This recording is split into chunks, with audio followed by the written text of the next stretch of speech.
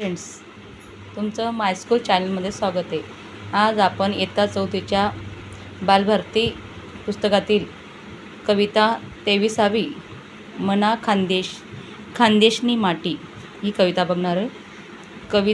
कवितेचे कवित्री आहेत शकुंतला भा पाटील. बघा, इथे एक शेतकरी त्याच्या शेतात राबतोय. त्याची कारभारी बी शेतात राबते. शेताचं सुंदर चित्र इथे दिलेलं आहे. चला तर बघूया कविता. मना खानदेशनी माटी सोनानी थाटी जागे जागे देखा. मना खानदेशनी माटी सोनानी थाटी जागे जागे देखा ऐराणीनी दाटी.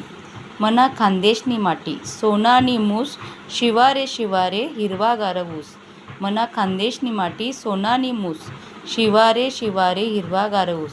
मना खानदेशनी माटी कच्ची चांदीना तुकडा केई कमयना जाना देखिल्या मुखडा. केई कमय जाना देखिल्या मुखडा. मना खानदेशनी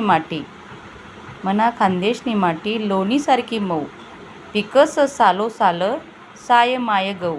पिकस सालो साल साय माय गऊ.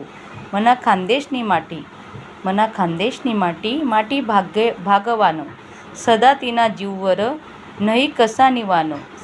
सदा तिना जीववर नाही कसा निवान. शकुंतला भा पाटील.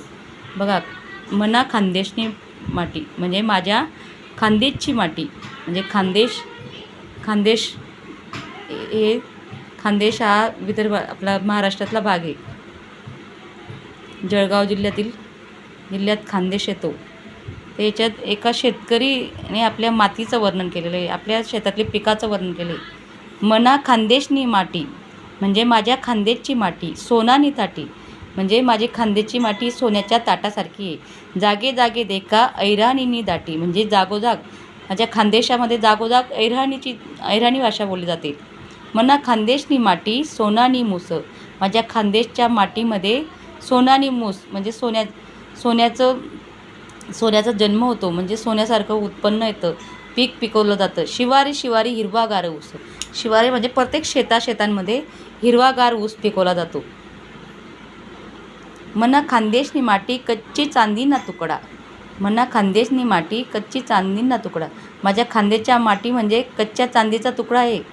केही कमये जाना देखिला मुखडा म्हणजे केळीच्या एक कमळाचा म्हणजे मुखडा बघितला देखिला मुखडा म्हणजे चेहरा. मना खानदेशनी माटी लोणीसारखी मऊ म्हणजे माझ्या खानदेशची माटी माझ्या खानदेशातली शेती जमीन मऊ लोण्यासारखी मऊ आहे. तिच्यावर पाऊस पडल्यावर एकदम मऊसर होते लोण्यासारखी.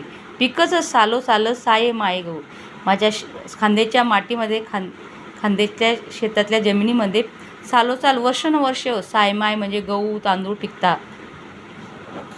मना खानदेशनी माटी भाग्यवान माझ्या खानदेशची माटी खूप भाग्यवान नशीबवान आहे. तिच्या मातीवर माझा बळीराजा शेतातलं धान्य पिकवतो आणि ते विकून तो त्याचं कष्टाचा भार त्याच्या डोक्यावरचा भार हलका करतो आणि त्याच्या कुटुंबाचा उदरनिर्वाह भागवतो. मना खानदेशनी माटी भाग्यवान सदा तिना जीववर नाही कसा निवान. माझ्या खानदेशच्या मातीमुळे मी भाग्यवान आहे. तिच्या जीवामुळे मी आज तिच्यावर माझं सगळं कुटुंब अवलंबून आहे. माझं जीवन अवलंबून आहे. त्यामुळे मला कशाची कमतरता नाही. अशी माझी खानदेशची माटी असा हा शेतकरी बळीराजा बोलतोय. बघा, किती छान पद्धतीने शकुंतला भा पाटील यांनी कविता लिहिलेली. माझी कविता आवडल्यास लाईक करा, शेअर करा, सबस्क्राईब करा.